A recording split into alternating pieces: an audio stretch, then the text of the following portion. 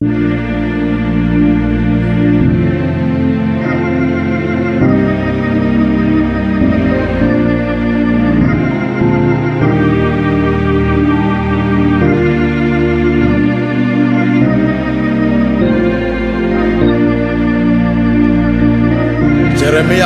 29 verse number 11. Uthi Jeremiah, izwi likaJehova lefika kimi.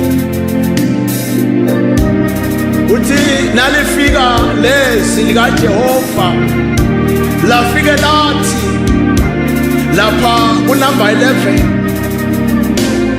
ngokuba ngiyawade emasu lemnawo ngani. Emasu lemnawo ngani akusiwo emasu ekunibulala, kodwa ngemasu ekuniphumelelisa, ngemasu lamahle ekuniketa lithemba nelukusasa. iBhayibheli lithi uJeremiya wawabhala phasi encwadini lamazwi kaJehova. Wathi ngalinye ilanga inkosi yaka-Israyeli, inkosi uSedekhiya, wathumela amadodana amabili, wawathumela enkosini yaseBhabhiloni uNebhukhadinezari. uNebhukhadinezari yinkosi eyathumba inkosi yakaJuda uJehoyakhimi, ngoba uJehoyakhimi abese aqale ukuphambana nemiyalo kaJehova ayemisile uJehoyakhimi eJerusalema. Athi Thixo, abantwana bakaJuda bese bangasamkhonzi uNkulunkulu uJehova, uNkulunkulu wamabandla. Wathatha inkosi uJehoyakhimi nesizwe sakaJuda wasinikela enkosini yaseBhabhiloni. uNebhukhadinezari walithumba lonke live lakaJuda. Ekuthunjeni kwabo boJehoyakhimi bekakhona uMeshaki, akhona u-Abednego, akhona noShadraka. Yithi iBhayibheli ngesikhathi athumba uNebhukhadinezari, athumba abantu bakaJuda, kwakukhona iJuda okuthiwa nguModekhayi, kwakukhona leliJuda okuthiwa u-Esta. Yithi iBhayibheli akhona lenye iJuda okuthiwa uDanyela. uJehova wakhuluma lamagama kuJeremiya, wathi Jeremiya, ngifuna ukutshela isizwe sakaJuda eBhabhiloni ukuthi noma bahlethi ekuthunjweni nguNebhukhadinezari, mina Jehova lokhu ngihlethe emaphakathini nginemasu lamahle ngabo. Akusiwo amasu okubabulala, kodwa ngemasu okubaphumelelisa.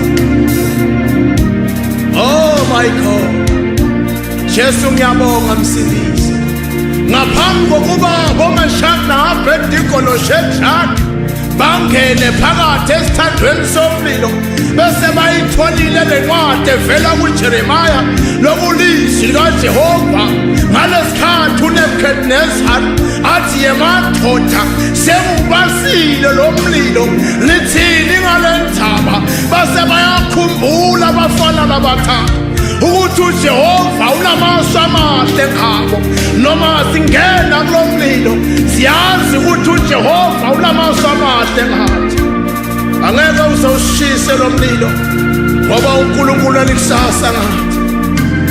Ngaphambi kuba uDanyela angene phakathi emgodini wamabhubesi, abesayitholile le ncwadi ukuthi uJehova unamasu amahle ngathi.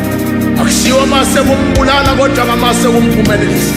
Kungako angena phakathi emgodini weyingonyama, uJehova wathumela ingilosi yakhe yavimba imlomo emabhubesi, waphuma ephilile uDanyela, ngoba uJehova unamasu amahle ngabo. Siwo amasu ekubabulala, kodwa ngemasu ekubaphumelelisa.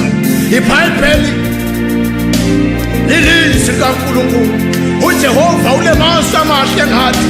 Ngalesikhathi alahla uSathane emhlabeni, ngokungasiyo injongo yakhe ukuthi etata uhlupha amaKristu, kodwa injongo yaKristu ukuthi uzawuthumela indodana, ngoba unamasu amahle ngathi. Engiyona ufike ngisho umsebenzi wesitha. Wena Jehova unamasu amahle ngathi. Siwa mase usibulala, kodwa ngamase usiphumelelisa. Oh, thank you, Lord. Oh, thank you, Father. We are worthy, Lord. You deserve the best. Oh, Jesus. Yabonga Baba, lalela sihlobo sami egameni likaJesu. Kulesimo lobhekana naso manje. uJehova unamasu amahle ngawe. Akusiwo amasu lamabi. Unamasu ukuphilisha, unamasu ukuphumelelisa. Oh my God. Thank you, Jesus. Yahweh, Lord. You deserve the best. You deserve the best. Father God, I thank you. I thank you. I thank you. You rule and reign forever and ever. Oh, thank you, Lord.